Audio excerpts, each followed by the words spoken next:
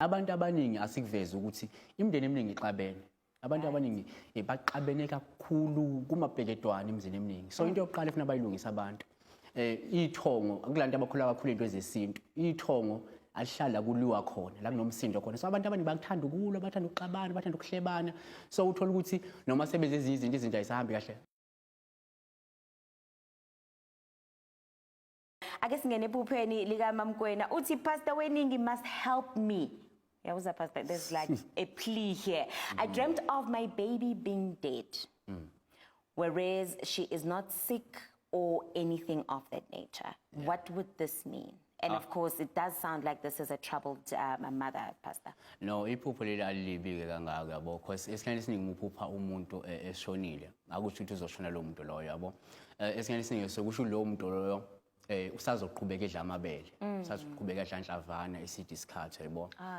Uma ukuthi mhlawumbe umphupha nje kade mhlawumbe ephathekile bese umphupha futhi eshonile, lo muntu lo soyezolulama, yabona. So Mamkwena, Pastor says there's absolutely nothing to worry about, because if you dream of someone dead, what it probably means is that they're actually just going to have a long life. And even if it's someone who is sick and you dream of them being dead, it means they are going to recover. So absolutely nothing to worry about when it comes to your little girl. Umandisa Magumete, Pastor Uti, please help me with my dream. What does it mean, Pastor, to dream about your ex, having a home together, and being a happy family? Umuntu owamshiya noma washiya wena nakusuya phupha kumnandi kunjeya nakumndeni ninomuzi yonke into ihamba kahle. Yeah, into yokuqala engatriggerisha iphupho elifana naleli yabo ukuthi abantu amathemba mose nethemba yabo, abanye abantu kuba nzima ukumukela ukuthi lo muntu sangishiya yabo. So lokhu nale themba, so ngahle uhlubone ngathi lijabulile ni happy ngoba unethemba ukuthi ngelinye ilanga izinto zingalunga phakathi kwenu, yabona. Kodwa futhi iphupho elifana naleli esikhathini esiningi suke lisho ukuthi amathuba okuthi ningabe nakho umndeni lo muntu loyo mancane ngaleso sikhathi leso, yabona. Futhi nje obabeyibona bethokozile bemnani asibabuyeleni izinto zihamba kahle, futhi amathuba lokho njengamanje awekho. Right, so Mandisa, Pastor, they're saying this also speaks to maybe a hope that you have of getting back together with your ex. But what it could also mean is that the chances of that happening are very, very, very slim. Askis Mandisa to be the one who has to tell you this. Umusashezi, Pastor Uti, what does it mean? I keep dreaming of an old woman sweeping the yard and she is very angry. So kuno mama osekhulile la, Pastor, and upushwa kanjena uthukuthele. What does that mean? And I like that you keep saying because usually also when I hear old woman or when I hear old man or when I hear anger in a dream, then this is something okufanele ukuthi uyisukumele. But according to you, what does it mean? Yeah, into esingayibalula la ukuthi njengamanje akachaza ukuthi lo wesifazane uyisihlobo inayo bahlobene yini, yabona. So kuzwenza ukuthi kube nzinyanyana ukushuta straight to the point, because asazi ukuthi ugogo wakhe, ukhokho wakhe, ubani lo uthanyela ibala enulithanyela kuphi le bala, yabona. Kodwa ke asikhuluma ngomuntu uma ukuthi umphuphe ethanyela ibala lakini ke okusho ukuthi la kusekhomba ukuthi kunesidingo sokuthi nibe nezinto enilungisayo kulelo khaya lelo, yabo. Uma kunguthi umuzi wakho lothanyelwa usho ukuthi kunesimo esifuna ukulungiswa lapha kulelo khaya lelo, yabona. Njoba ebonakala futhi ethukuthele okungenzela ukuthola ukuthi mhlawumbe lesi simo esifuna ukulungiswa yisimo esidalwa mhlawumbe wena uqobo wena usukuphupha noma abantu bakulelo khaya lelo, yabo. Because sikhumbula ukuthi mangathi umuntu omdala uyathanyela nini elingcolisile uzoba ne-anger because nini enenze lo monakalo, yabo. Futhi mhlawumbe lo monakalo ufuna ukulungiswa umonakalo oze ngabo, yabo, labakulela khaya lelo, yabo.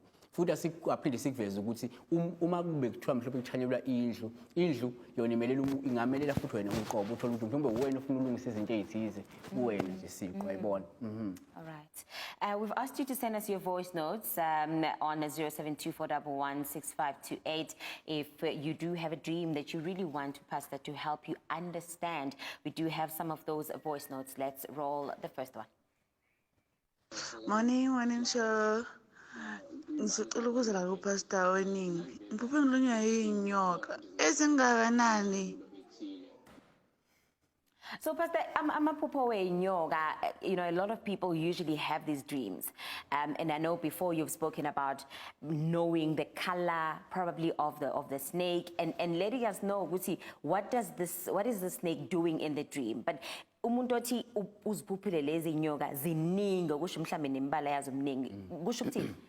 No, asikhulume ngeinyoka. Inyoka nje once yaqala yakuhlasela, yabo. Singayichaza ngokunye uma nguthi inyoka nje enokuthula enepeace, but then uma ilwa nawe ikuhlasela ila khona vele leyo nyoka le isike isho izimo ezingezinhle usukubhekene naso ngaleso sikhathi, yabo. Ongathola ukuthi kwesinye isikhathi uma usurroundwe abantu abaningi abayizitha, usho ukuthi ngaphakathi kwecycle yakhe, yabona, kunabantu abaningi abangamfisela okuhle and mhlawumbe othothi benza nezinto ezimbi, ingakho esimeni sephupho sebangavela kube yinyoka. Usho ukuthi kunabantu abamsurroundile njengamanje efuna mhlawumbe abaqaphele ngoba abantu abangamfisela okuhle, mhlawumbe nabenzayo izinto ezingalungile behind her back.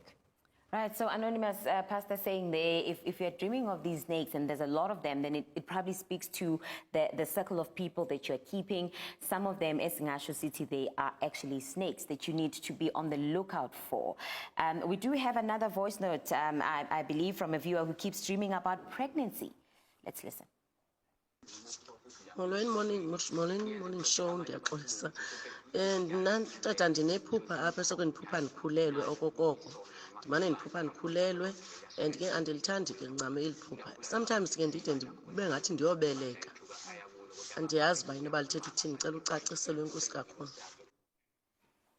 Umbuzo ucacile pastor, umama uthi uhlezi ephupha ekhulelwe and leli phupho yena kulona iphupha lithandayo. Ngesinye isikhathi uyaphupha naku useyobeletha. Yeah. Aqale kanje. Uphawu elichazwa njengophawu oluhle uma ukhulelwe. Khumbula ukuthi oluhambisana nesibusiso esithile, yabona. Usho ukuthi ngezeke uthola ukuthi kunezinto ezinhle engahle mhlawumbe empilweni uyithole, yabona, maduzane.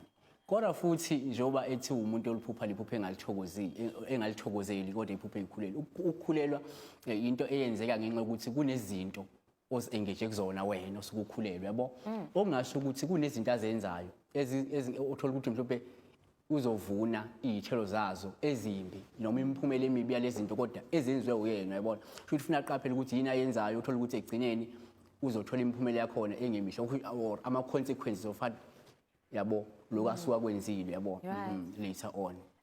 Pastor, how important is it to be conscious of how you're feeling in the dream and then as soon as you wake up from the dream as well, for you to be able to understand iphupho mhlambe osukuliphuphile, imizwa yakho ngalelo phupho, uma usaliphupha nanoma usuvukile, kubaleke ngani ukuthi understand lo? No. Shezi sigcizelele ukuthi kubalekile ukuthi vele umuntu azi ukuthi uzizwe kanjani, nani reaction yakhe noma iaction yakhe ngaleso sikhathi sokulento lesuke yenzeke, side action yalento noma action yakhe or reaction yakhe, yabo, ukuze sizokwazi ukuthi sibothi oh hayi lokhu kungasho ukuthi, ayibona, kwangavela umuntu athi hayi ngiphuphe so kwaphela lapha, yabona. So uzizwe kanjani noma wena wenzeni emva kwaloko kulona lelo phupho lelo, nasekuseni ke mhlawumbe uvuka indlela ovuke wazizwa ngayo futhi, ayibona. Yeah.